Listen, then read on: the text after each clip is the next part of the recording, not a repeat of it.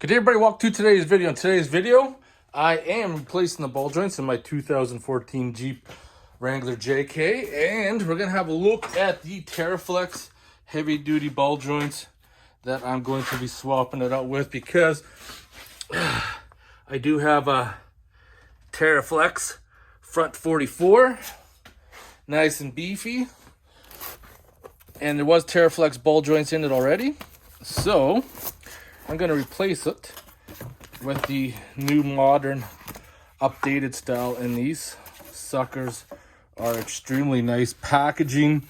No expense left unspared to go through and do these. Everything's just so nice, neatly organized. Now, one thing that's very important in the instructions, because as you can see right there, I have an RCV axle. And it's very important in the instructions how you install them. So you can see right here, this is what I like. This is like top notch right here. If you do not have RCV axles, the lower ball joint grease passages have to go towards the rear.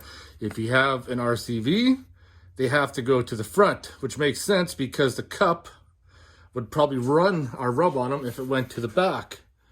And it gives you, like, the instructions are very detailed. You know, when you put the upper one in, remove the upper cap, the rubber cap, and put it on afterwards.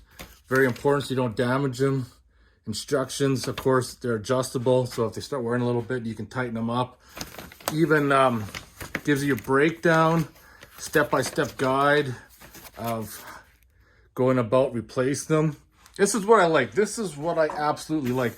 They looked at all the options here. If you had regular axles, if you had RCV, they obviously did the research and development to do it a little bit different.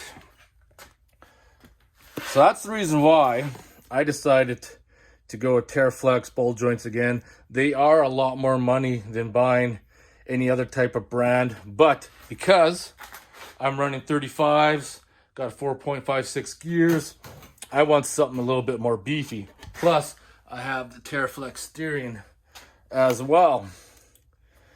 So these suckers, I'll give you guys a look, and I'll let you guys decide what you think. So once we put them in, we have to grease them, and then we're good to go.